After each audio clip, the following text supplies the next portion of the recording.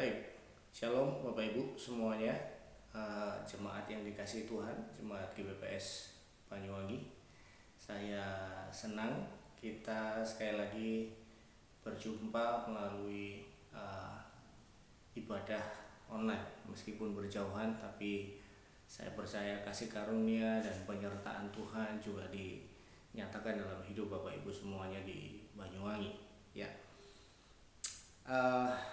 kita masih dalam suasana COVID, di tengah COVID-19 ini, coronavirus 19 ini, dan saya berharap kita semua dapat memiliki satu perspektif yang benar, bukan hanya perspektif yang positif tentang situasi ini dan juga tentang maksud Tuhan dalam situasi ini buat setiap kita sebagai orang-orang percaya, sebagai anak-anak Tuhan.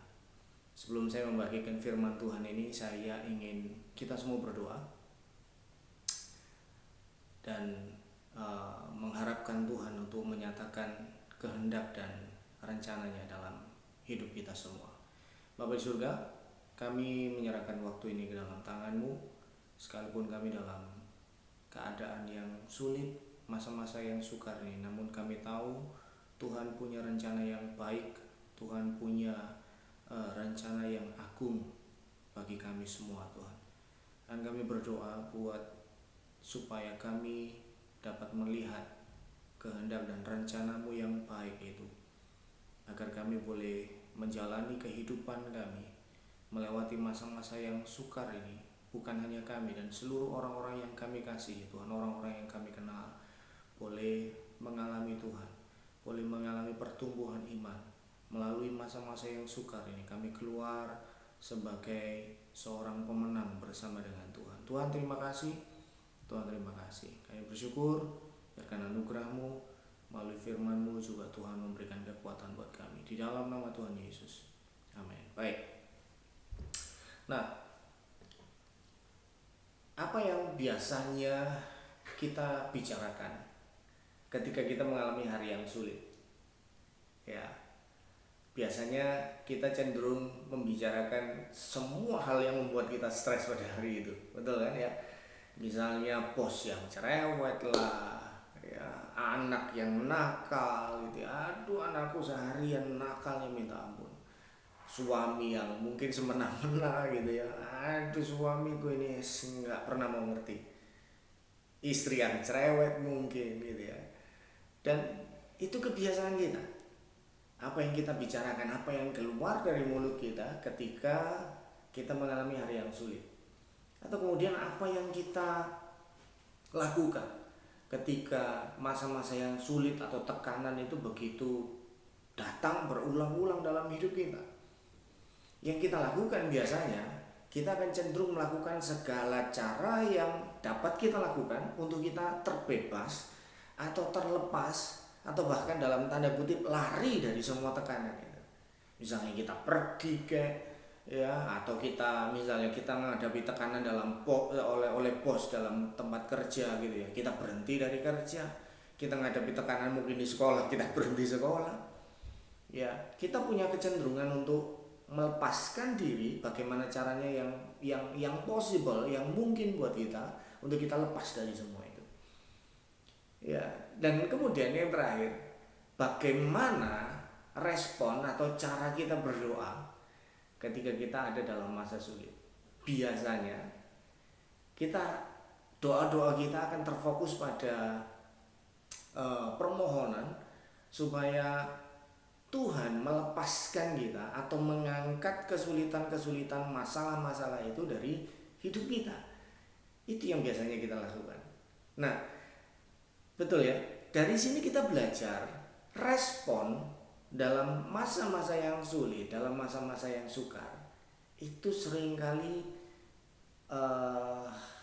menunjukkan siapa diri kita yang sebenarnya. Dan kita harus tahu respon itu menentukan bagaimana atau apakah kita akan survive melewati masa yang sulit ini, atau apakah kita akan keluar sebagai pemenang di masa-masa yang sukar. Respon itu sangat penting. Nah, kali ini kita akan belajar tentang respon. tapi bukan sekedar respon. Bagaimana kita harus merubah perspektif kita, merubah cara pandang kita, merubah cara kita melihat tentang situasi kita, tentang siapa Allah kita, realitas Allah di dalam hidup kita, dan juga tentang siapa diri kita yang sebenarnya. Kita akan belajar dari Gideon, ya. Kita belajar dari Gideon, Hakim-Hakim pasal yang ke-6, ayat yang pertama sampai ayat yang ke-16. Ya. Hakim-Hakim pasal 6 ayat pertama sampai ayat yang ke-16. Saya akan bacakan buat Bapak Ibu semuanya. Tetapi orang Israel, Gideon, judul perikopnya adalah Gideon diangkat menjadi hakim.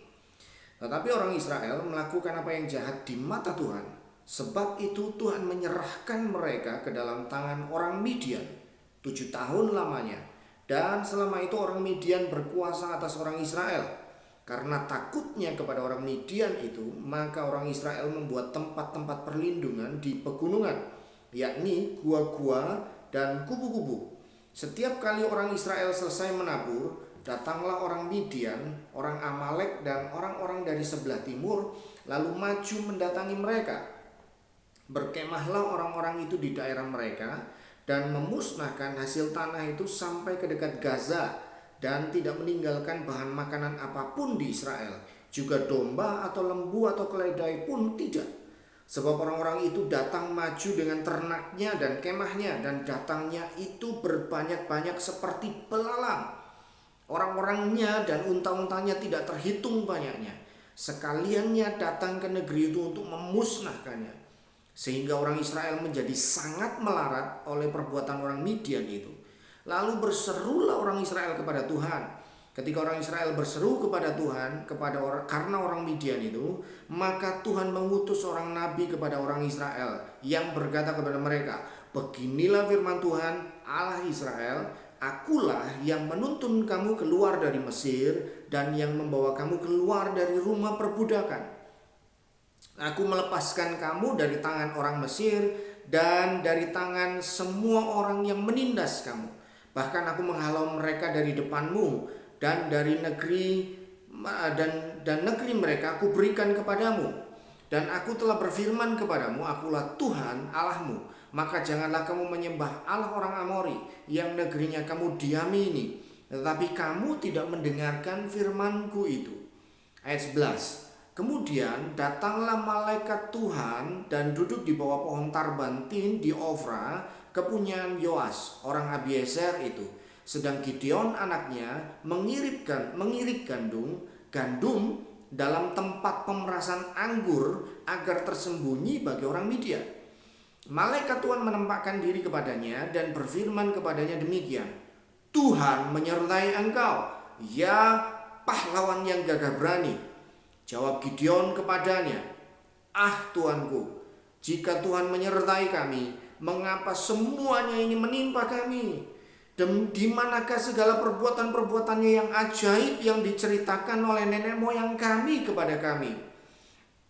Ketika mereka berkata, "Bukankah Tuhan telah menuntun kita keluar dari Mesir?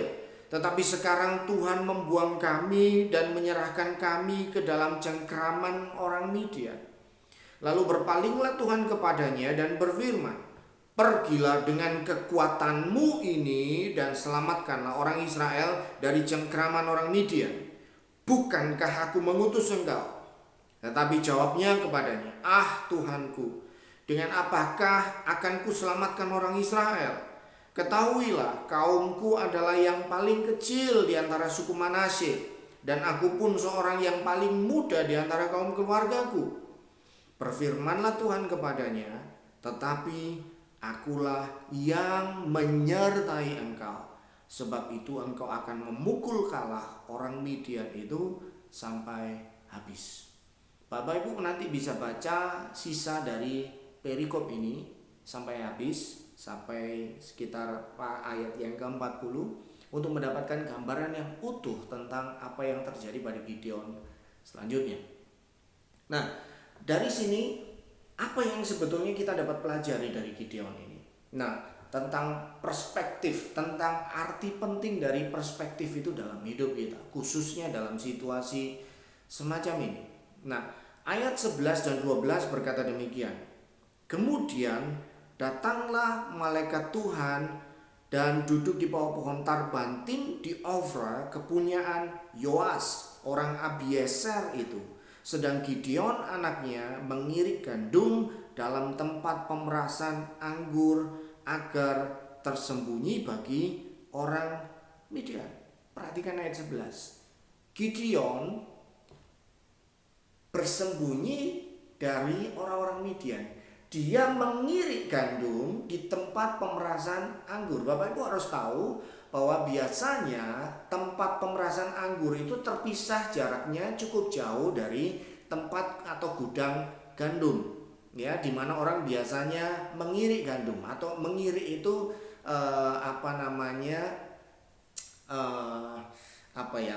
irikan itu semacam alat supaya biji gandum itu terlepas dari kulit luarnya. Nah, Gideon sedang mengirik gandum di tempat pemerasan anggur, di tempat yang bukan seharusnya, ya, di tempat yang terpisah jaraknya biasanya cukup jauh. Karena ladang anggur itu biasanya terpisah jaraknya dengan tempat atau ladang-ladang padi, ya, sawah dan lain sebagainya, ya. Jadi Gideon itu sedang bersembunyi, dia melakukan kegiatan yang sebetulnya tidak seharusnya dilakukan di tempat itu. Ya, tujuannya supaya ketika orang Midian datang, mereka tidak menemukan gudang gandum itu, ya, atau tempat-tempat makan bahan makanan pokok yang mereka butuhkan. Nah, ini karakter dari Gideon. Gideon itu bukan tipe orang yang ayo datanglah aku hadapi. Bukan tipe seperti itu. Dia justru adalah orang yang penakut. Ini adalah natur dari Gideon sendiri. Ya. Tapi ketika malaikat datang, perhatikan ayat 12. Malaikat Tuhan menampakkan diri kepadanya dan berfirman kepadanya demikian. Tuhan menyertai engkau, ya pahlawan yang gagah berani. Gideon yang sedang ketakutan ini, perhatikan, diberi perspektif yang baru. Ayat 12. Ada dua hal yang dikatakan oleh malaikat Tuhan di situ. Yang pertama, malaikat berkata, Tuhan berkata, Tuhan menyertai engkau. Lalu yang kedua, malaikat Tuhan berkata, atau Tuhan sendiri berkata, ya pahlawan yang gagah berani. Ada dua perspektif baru yang sedang dilontarkan, yang sedang disampaikan, yang sedang Tuhan ingin supaya Gideon menyadari itu. Yang pertama, tentang penyertaan Tuhan, perspektif tentang realitas Tuhan dalam hidup Gideon. Lalu yang kedua, tentang realitas siapa diri Gideon yang sebenarnya. Perspektif tentang Allah, ya, perspektif tentang Allah yang pertama, Allahnya Gideon, Allah yang Gideon sembah. Lalu yang kedua, perspektif tentang diri Gideon sendiri. Dua hal ini sedang disampaikan Tuhan supaya Gideon menyadarinya. Nah, kenapa ini penting? Kenapa ini penting? Ya, karena pertama, kenapa perspektif itu penting? Karena yang pertama, bahwa perspektif itu akan mengubah hidup seseorang, mengendalikan tindakan seseorang, ya, karena perubahan besar dalam diri seseorang selalu diawali dengan perubahan perspektif. Kemudian yang kedua, Allah juga sering melakukan cara untuk mengubah hidup seseorang melalui perubahan perspektif yang diawali dengan perubahan perspektif. Gideon ini siapa sih sebetulnya? Nah, Gideon ini sebetulnya dia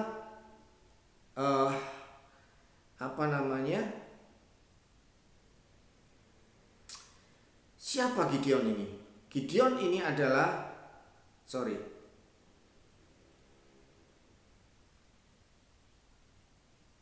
Gideon ini dalam bahasa Ibrani namanya adalah Gideon, ya. Gideon atau Hewer yang artinya to hew down atau to cut off. Jadi nama Gideon itu artinya adalah penebang, pemotong, pemukul atau pejuang. Bisa diartikan demikian. Nah, dia ini adalah anak Yoas dari kaum Abiezer dari suku Manasye, yang juga Yoas ini merupakan salah satu orang terpandang di Israel. Nah, Gideon ini adalah hakim Israel, kira-kira hakim kelima sesudah Deborah. Ya, jadi sesudah Deborah adalah hakim keempat, kemudian Gideon diangkat menjadi hakim sesudah Deborah. Nah, kita harus tahu masa hakim-hakim itu diwarnai oleh kitab hakim-hakim itu ada sesudah kitab Yosua. Nah, Yosua memimpin orang Israel masuk ke tanah Kanaan, dan sampai akhir hidupnya dia memimpin menjadi pemimpin di Israel, ya, sesudah bangsa Israel masuk ke tanah Kanaan, ya. Dan sesudah Yosua mati, Yosua digantikan oleh hakim-hakim, para hakim-hakim. Nah, kenapa hakim-hakim ini dimunculkan? Bapak Ibu harus tahu, ketika Yosua mati, sesudah Yosua mati, bangsa Israel ini jatuh dalam penyembahan kepada berhala. Mereka berpaling dari Allah, dan ini terjadi berulang kali. Setiap kali mereka berpaling dari Allah, nanti Tuhan munculkan atau bangkitkan hakim, ya, seorang hakim. Tapi nanti setelah hakim itu nggak ada, nanti kemudian mereka jatuh lagi. Ya, itu terjadi berulang-ulang. Nanti Bapak Ibu baca dalam kitab Hakim-Hakim, warna atau karakteristik dari kitab ini demikian, menceritakan bagaimana Israel jatuh, nanti kemudian mereka berseru kepada Tuhan, dan Tuhan bangkitkan hakim, seorang hakim, ya, penyelamat buat mereka, dan kemudian menjadi pemimpin mereka, mengarahkan mereka untuk kehidupan yang benar kepada Tuhan bagaimana, ya, dan seterusnya. Nah, setelah Deborah tidak ada, ya, setelah Deborah lengser dari kedudukannya sebagai hakim atas Israel, mereka mengalami masa aman itu selama 40 tahun. Tapi setelah itu bangsa Israel jatuh lagi dalam penyembahan kepada berhala. Ya, dan kemudian akhirnya Tuhan menyerahkan mereka kepada bangsa Midian. Mereka harus menderita di bawah penindasan oleh bangsa Midian selama 7 tahun. Perhatikan ayat yang pertama tadi, ayat yang ke-1. Ya, jadi mereka mengalami penindasan selama 7 tahun. Dan kemudian di ayat yang ke-7 sampai ke-10 itu mereka berseru kepada Tuhan, bangsa Israel berseru kepada Tuhan, dan Tuhan mengirimkan seorang nabi. Ya, karena perhatikan di ayat 6, mereka itu sampai mengalami situasi yang melarat sekali. Jadi penindasan itu bukan hanya berefek pada fisik dan psikologis mereka, tapi juga finansial mereka. Mereka mengalami keadaan yang melarat sekali. Dan kemudian ayat yang ke-7, Tuhan kirimkan nabi yang mengirim pesan, berbicara kepada mereka, menyampaikan firman Tuhan bahwa kamu ini mengalami keadaan yang demikian karena kamu sudah berbalik padaku. Ya, inti dari pesan itu. Ya, aku sudah membebaskan kamu dari Mesir dan membawa kamu ke negeri ini, memberikan negeri ini kepadamu, tapi kamu berubah setia. Itu sebabnya keadaan ini menimpa kamu. Ya, ini artinya bahwa pengutusan nabi ini, ya, itu bukan semata-mata begini. Ketika mereka berseru kepada Tuhan, Tuhan terus menjawab membebaskan mereka. Tidak. Tuhan menginginkan mereka supaya mereka mengalami pertobatan yang benar, bahwa mereka bertobat dari keadaan mereka yang sebelumnya, ketidaksetiaan mereka. Ya, jadi Tuhan mengutus nabi itu bukan sekedar sebagai bentuk jawaban atas seruan doa mereka, ya, Tuhan melepaskan mereka, tidak, tapi Tuhan menginginkan pertobatan dari mereka. Tuhan menginginkan perubahan atau transformasi rohani dalam hidup mereka. Ini yang terjadi. Seringkali Tuhan tidak sekedar hanya ingin menjawab doa kita, tapi Tuhan menginginkan sebuah transformasi rohani. Tuhan menginginkan kita sadar kenapa kita sampai ada dalam keadaan demikian. Yang seringkali memang karena disebabkan oleh ketidaksetiaan kita kepada Tuhan. Sikap kita yang tidak setia, pelanggaran-pelanggaran kita terhadap firman Tuhan. Ya, perhatikan, Tuhan bukan sekedar ingin menjawab doa kita, tapi Tuhan menginginkan transformasi, pertobatan. Ya, kita berbalik kepada Dia, menjadi setia kepada Dia. Ya, ayat 7 sampai 10. Nah, kemudian ayat 11 dimulai Tuhan berurusan dengan seorang yang bernama Gideon ini. Ya, salah seorang hakim yang diangkat Tuhan untuk menjadi pemimpin atas Israel. Hakim yang ke-5, ya. Nah,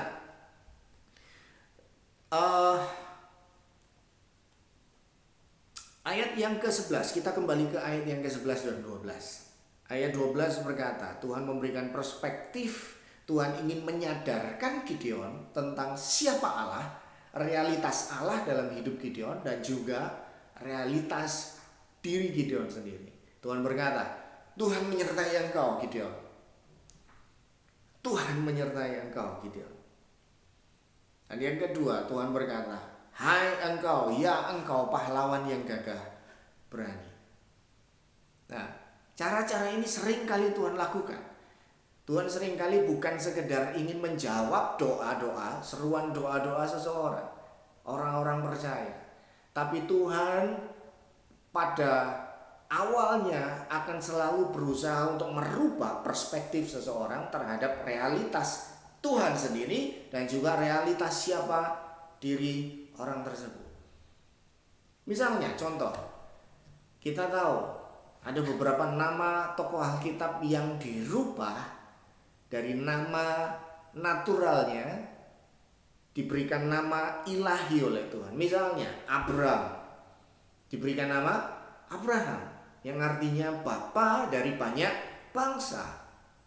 Ya, karena pada saat itu Abraham sedang berpikir, wah aku gak mungkin punya keturunan. Aku gak mungkin punya keturunan, istriku mandul, aku mandul, mungkin gitu ya. Tapi Tuhan merubah perspektifnya. Kamu bukan lagi Abraham, kamu bukan lagi Abraham, tapi kamu Abraham. Kamu adalah bapa dari banyak bangsa. Bayangkan itu, dirubah sedemikian rupa. Jangan lagi panggil namamu sendiri sebagai Abraham, tapi panggil namamu sendiri sebagai Abraham, bapa dari banyak bangsa. Dari sejak itu Tuhan ingin begini. Tuhan sebetulnya ingin bilang, sejak sekarang jangan lagi berkata aku mandul atau istriku mandul. Gitu ya. Lalu yang kedua, ada satu tokoh lagi namanya Yakub. Yakub yang artinya penipu, pembohong, pendusta, dirubah Tuhan menjadi Israel. Prince yang artinya adalah prince, pangeran. Wow. Lalu ada lagi juga dalam perjanjian baru ada nama Simon. Simon itu artinya terombang-ambing. Ya, artinya terombang-ambing itu bisa diartikan sebagai gampang sekali goyang, mudah ragu-ragu. Tapi Tuhan memberikan nama baru. Tuhan Yesus memberikan nama baru. Mulai sekarang namamu adalah Petrus. Artinya adalah batu karang. Ini adalah cara Tuhan yang seringkali dilakukan bagi orang-orang percaya, bagi umat Allah. Tuhan bukan sekedar menjawab doa mereka dengan cara melepaskan mereka dari semua masalah mereka. Tidak. Tapi Tuhan awalnya pasti akan merubah perspektif mereka dulu. Ada satu contoh dalam Alkitab di dalam 2 Raja-Raja pasal 6 ayat 15 sampai 17. Saya akan bacakan buat 2 Raja-Raja pasal 6 ayat 15 sampai ayat yang ke-17. Ini peristiwa yang cukup menarik. 2 Raja-Raja pasal 6 ayat 15 sampai 17. Kemudian ketika pelayan abdi Allah, ayat 15, ketika pelayan abdi Allah bangun pagi-pagi dan pergi keluar, maka tampaklah suatu tentara dengan kuda dan kereta ada di sekeliling kota itu. Lalu berkatalah bujangnya itu kepadanya, celaka tuanku, apakah yang akan kita perbuat? Ayat 16, jawabnya, jangan takut, sebab lebih banyak yang menyertai kita daripada yang menyertai mereka. Ayat 17, lalu berdoalah Elisa, ya Tuhan, bukalah kiranya matanya supaya ia melihat. Maka Tuhan membuka mata bujang itu, sehingga ia melihat, tampaklah gunung itu penuh dengan kuda dan kereta berapi sekeliling Elisa. Nah, Bapak Ibu harus tahu konteks dari perikop ini, cerita ini ya. Pada saat itu bangsa Israel, Raja Israel sedang berperang dengan Raja Aram ya. Dan Raja Aram ini sudah mengatur siasat strategi untuk melakukan penyergapan atau penyerbuan di beberapa tempat gitu ya. Tapi strategi ini selalu bocor. Raja Israel selalu tahu dan lolos dari semua siasat penyergapan itu. Kemudian dia bingung, ini kenapa, ini marah besar ini dia. Kenapa ini, pasti ada pengkhianat di kerajaan saya. Tapi kemudian ada orang yang memberikan informasi. Tuhan, bukan ada pengkhianat di kerajaan ini, tetapi itu karena ada abdi Allah yang memberitahukan kepada Raja Israel, yaitu Elisa. Elisa diberitahukan oleh Tuhan semua informasi itu. Ya, dan kemudian dia memberitahukannya kepada Raja Israel. Itu sebabnya Raja Aram marah besar dan dia mengirim pasukan untuk menyerbu ke Dotan. Dotan ini adalah kota di mana Elisa tinggal. Ya, dan kemudian di ayat 15 ketika abdi atau pelayan dari Elisa bangun pagi-pagi, dia kaget karena melihat tentara yang begitu banyak mengelilingi mereka. Tapi kemudian Elisa berdoa dan berkata kepada Tuhan, Tuhan, buka mata dari pelayanku ini supaya dia melihat siapa yang ada di pihak kami. Dan kemudian matanya terbuka dan dia melihat, pelayan dari Elisa melihat ada malaikat Tuhan yang berkeliling ya, berada di sekeliling dari Elisa. Ayat 17. Maka Tuhan membuka mata bujang itu sehingga ia melihat, tampaklah gunung itu penuh dengan kuda dan kereta berapi. Kuda dan kereta berapi. Wow, perlindungan malaikat Tuhan sekeliling dari Elisa. Perhatikan, seringkali cara Tuhan menjawab bukan dengan mengeliminasi problem, ya, tetapi dengan mengiluminasi mata kita, mengiluminasi diri kita, supaya kita bisa melihat siapa yang ada di pihak kita, supaya kita bisa melihat siapa yang membackup kita, bahwa kita tidak sendiri dalam perjuangan ini menghadapi setiap kesulitan kita, menghadapi setiap problem kita. Kita tidak sendiri. Ini yang Tuhan mau kita untuk melihat itu. Tuhan seringkali tidak sekedar menjawab kita dengan mengeliminasi masalah, tetapi Tuhan menjawab kita dengan mengiluminasi mata kita, mata jasmani kita, mata rohani kita, supaya kita bisa melihat siapa yang membackup kita. Amin. Ini yang ingin Tuhan kerjakan dalam hidup kita hari-hari ini.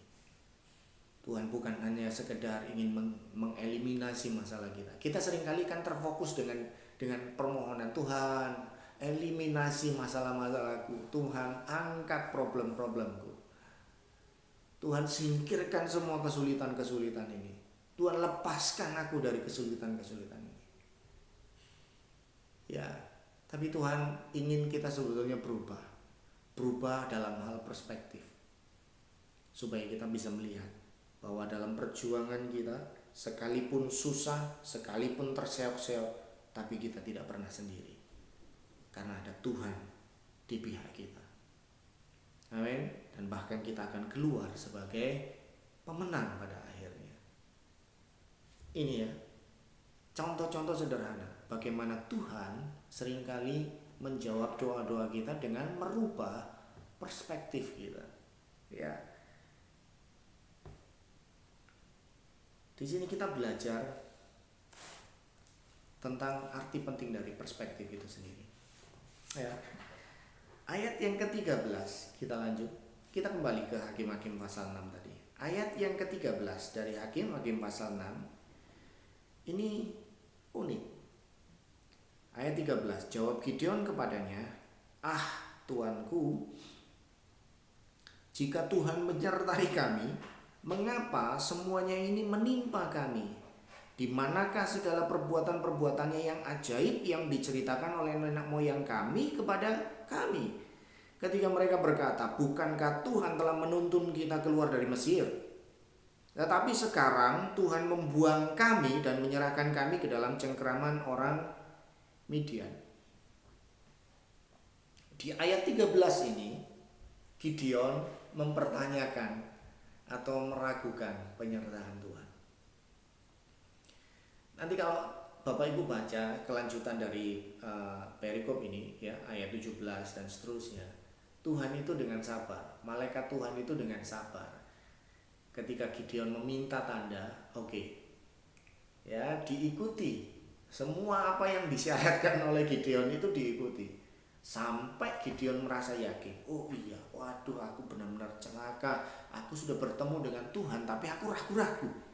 Aku meragukan Tuhan. Ya, sampai Gideon itu merasa yakin bahwa itu benar-benar Tuhan yang berbicara. Nah, ini yang unik. Tuhan memandang keraguan dari Gideon itu sebagai sesuatu yang wajar. Ya, tetapi sekali lagi, nanti kalau kita baca dengan baik-baik, Tuhan tetap persisten, Tuhan tetap teguh. Dia terus berkata, meneguhkan Gideon, Tuhan menyertai kamu, aku yang mengutus kamu, aku yang menyertai kamu, kamu akan melakukan perkara yang besar, kamu akan mengalahkan Midian. Ya.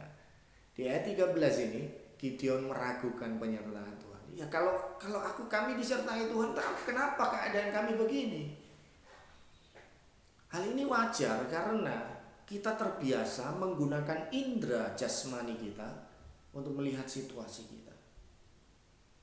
Ketika kita terlalu fokus pada mata jasmani kita, kita terlalu fokus pada fakta-fakta yang di sekeliling kita, kita menjadi buta dengan realitas supranatural yang ada di sekeliling kita.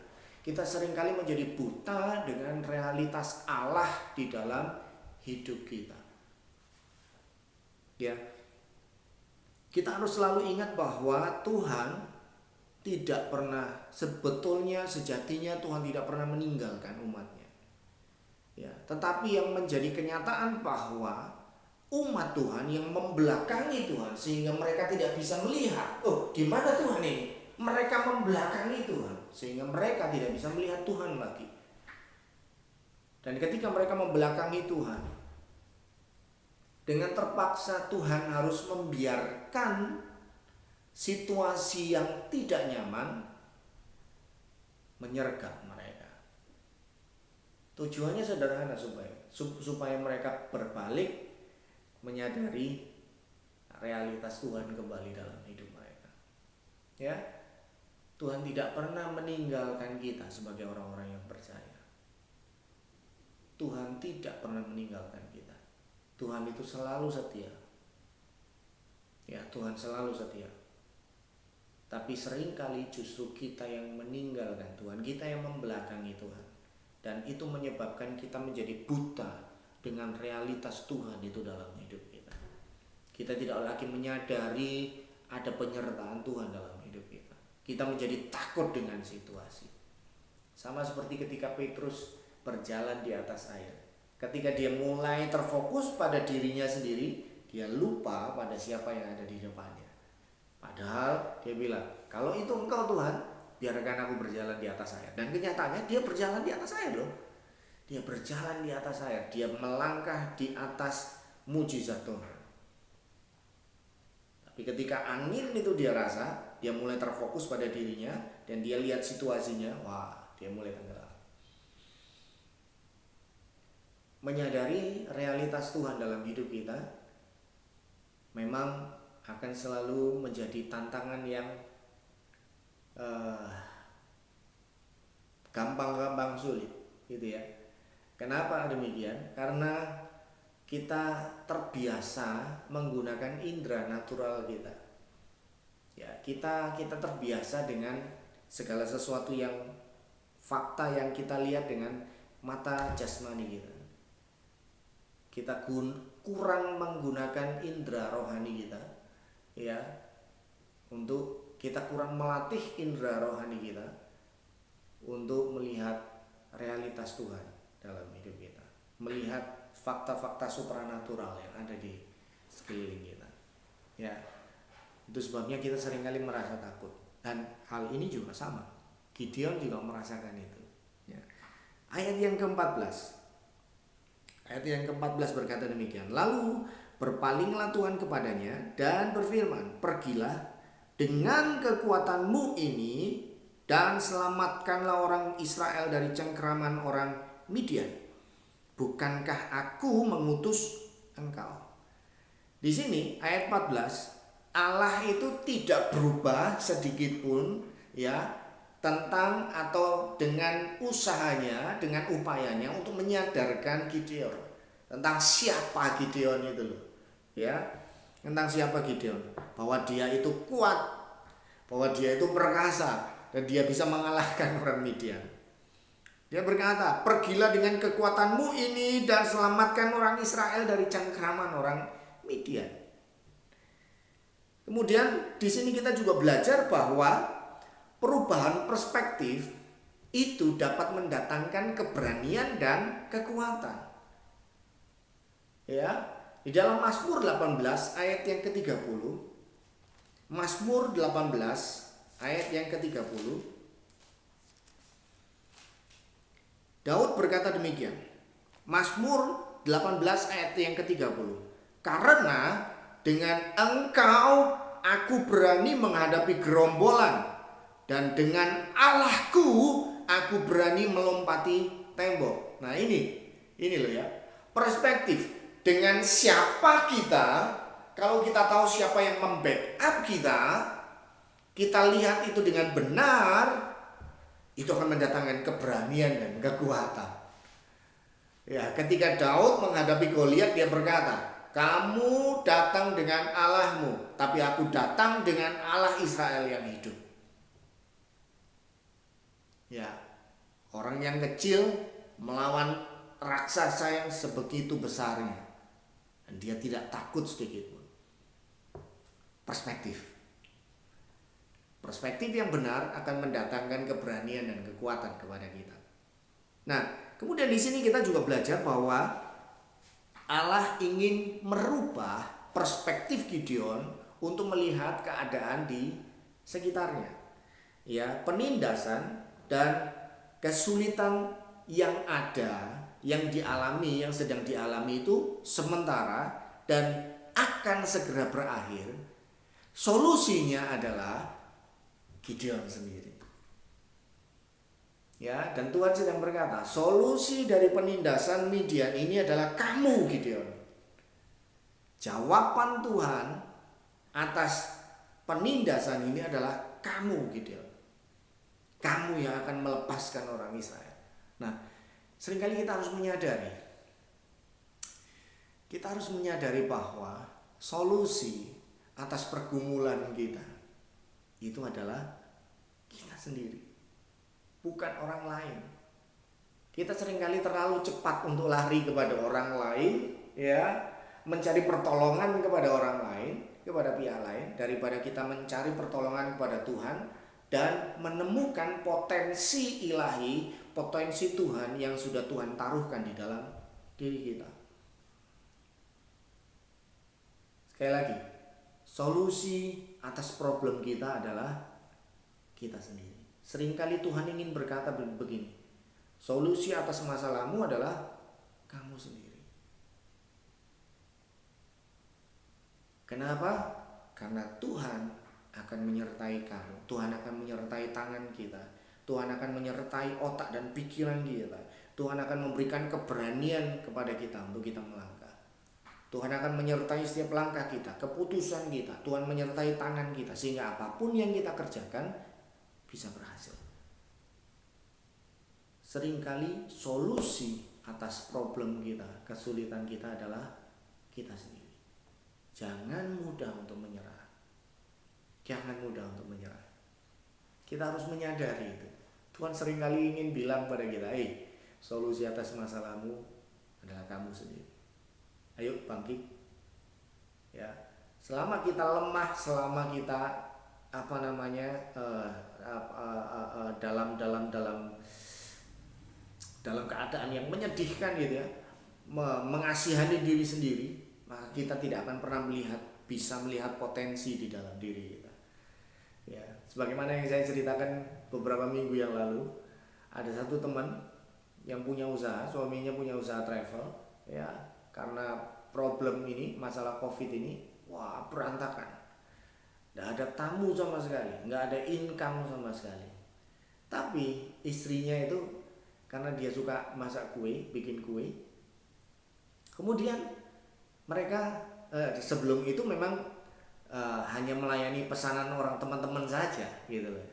Tapi kemudian setelah masa pandemi ini, ketika suaminya nggak lagi bekerja, mereka menggunakan media sosial, menggunakan Facebook dan Instagram untuk menggenjot pemesanan mereka, dan Tuhan memberkati usaha mereka.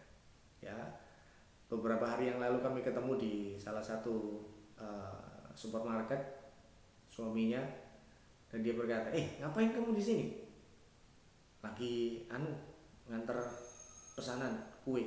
Wah, udah sampai ke mall-mall ya. Saya bilang, luar biasa. Jadi pesanannya tiap hari ada aja, ya, dan cukup, bahkan masih berlebih, cukup untuk kebutuhan mereka, dan juga mereka sekarang sudah bisa hire karyawan. Ya, luar biasa. Tuhan selalu memberikan solusi atas problem kita melalui tangan kita yang diberkati Tuhan.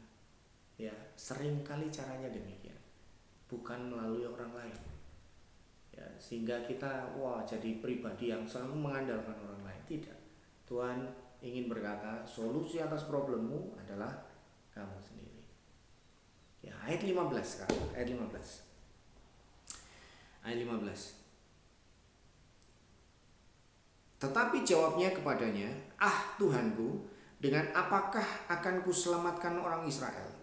Ketahuilah, kaumku adalah yang paling kecil di antara suku Manasye, dan aku pun seorang yang paling muda di antara kaum keluargaku. Nah, sekali lagi di sini Gideon menyatakan keraguannya atas perintah Tuhan, atas pengutusan Tuhan ini. Dia berkata, kaum keluargaku ini paling kecil, jumlah kami sedikit, kami gak mungkin bisa melawan orang Midian itu. Terus siapa juga yang mau mengikuti kami, mengikuti aku sebagai pemimpin mereka?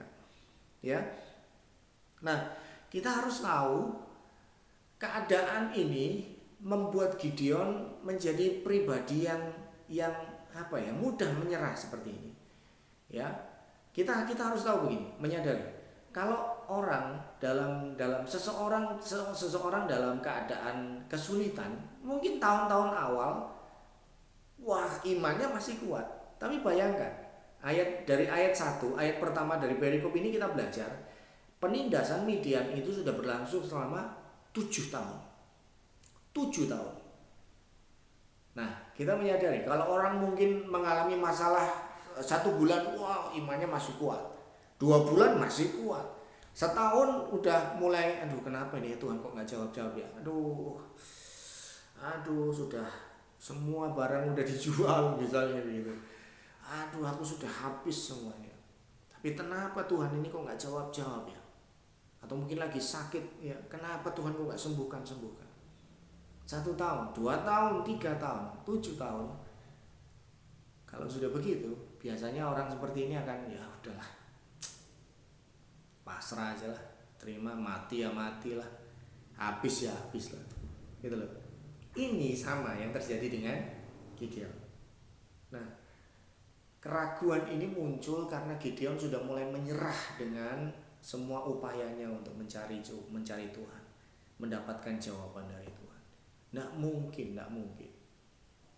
Nah, kita jangan sampai kita mengalami situasi seperti ini. Kita harus bangkit dari semua keterpurukan kita. Jangan sampai kita mengalami situasi kita menyerah dengan situasi kita. Ya, jangan sampai seperti Gideon. Ayat yang ke-15, ayat yang ke-16, ayat yang terakhir. Berfirmanlah Tuhan kepadanya, tetapi akulah yang menyertai engkau. Sebab itu engkau akan memukul kalah orang Midian itu sampai habis. Perhatikan ayat 16, sekali lagi diulangi ayat yang ke-16. Tuhan menegaskan bahwa aku yang membackup kamu Gideon. Kamu gak usah takut, kamu pasti bisa, kamu pasti kuat. Kamu yang akan memukul kalah, kamu akan membabat habis orang Midian itu. Dia menyadarkan terus, jangan. Lihat, sadari, aku yang menyertai engkau. Aku yang mengutus engkau, aku yang menyertai engkau. Ya, dia Allah terus berusaha menyadarkan Gideon tentang fakta-fakta penyertaan Tuhan dalam hidupnya. Ya. Nah, ini penting ya, ini penting. Sekali lagi, realitas Allah dalam hidup kita akan membawa keberanian dan kekuatan. Sama seperti yang dialami oleh Daud tadi. Bersama dengan Allahku aku akan melompati tembok. Bersama dengan engkau aku akan menghadapi gerombolan. Gerombolan artinya walaupun dia sendiri, tapi karena dia tahu dia bersama dengan Allah, mau gerombolan sebanyak apapun dia gak takut. Keberanian dan kekuatan lahir dari perspektif yang benar ketika kita menyadari realitas Allah dalam hidup kita, bahwa dia membackup kita, bahwa dia menyertai kita, bahwa dia di pihak kita. Ya. Nah, ini yang Tuhan ingin kita sadari dalam hidup kita. Tuhan ingin kita melihat, Tuhan ingin kita memiliki perspektif yang benar, bukan hanya positif, perspektif yang positif saja, tidak, tetapi perspektif yang benar tentang siapa Allah, tentang realitas Allah, dan tentang realitas diri kita di hadapannya, tentang realitas kita ketika kita ketika kita disertai oleh Tuhan. Dari ayat 34 sebetulnya, ayat 34 dari perikop ini kita bisa belajar begini ya. Pada waktu itu roh Tuhan menguasai Gideon. Jadi kita harus tahu keberanian dan kekuatan yang dimiliki oleh Gideon itu bukan berasal dari dirinya, tetapi karena roh Tuhan yang menguasai Gideon. Ya. Jadi sekali lagi, bukan dari Gideon, bukan dari kita, tapi karena Tuhan. Dari Tuhan yang melakukan itu bagi kita, melalui dan di dalam kita. Ya, sekalipun Gideon tetap ragu, tapi Tuhan tetap sabar. Dia berusaha ingin terus meneguhkan sampai Gideon menyadari. Saya berdoa supaya kita semua bisa memiliki kesadaran ini. Kita bisa memiliki perspektif yang benar dalam hidup kita tentang siapa Allah, di mana Dia dalam hidup kita, realitas Dia di dalam diri hidup kita, dan juga siapa kita. Kita adalah umatnya. Kita adalah umat pemenang, kita adalah anak-anaknya. Penyertaan Tuhan akan membuat kita berani, membuat kita kuat menghadapi situasi yang sedang kita hadapi bersama sekarang ini. Jadilah kuat dan tetap memiliki iman yang teguh di hadapan Tuhan. Ya, sadari realitas kita, sadari realitas Allah di dalam hidup saudara. Ya, ketika kita mulai kehilangan tentang realitas Allah, mungkin kita tidak lagi menyadari, kita tidak lagi memiliki kesadaran tentang Allah dalam hidup kita. Mungkin di saat-saat seperti itu waktunya untuk kita kembali. Mungkin ada hal-hal yang kita lakukan yang membuat kita buta akan realitas itu. Kembali kepada Tuhan, dan saya percaya Tuhan akan meneguhkan kembali tentang realitasnya dalam hidup saudara. Penyertaannya yang tidak pernah berakhir, kesetiaannya yang besar dalam hidup kita, kasihnya yang besar dalam hidup kita. Ya, nah dari ayat ini kita belajar juga bahwa Tuhan berjanji akan berperang bagi kita untuk setiap masalah kita. Tetapi yang perlu kita lakukan awal adalah kita memiliki perspektif yang benar untuk memampukan kita melangkah menuju pada medan pertempuran itu. Selebihnya itu Tuhan, karena Tuhan akan menguasai kita dan Tuhan akan memampukan kita untuk melakukan peperangan itu sesuai dengan kehendaknya.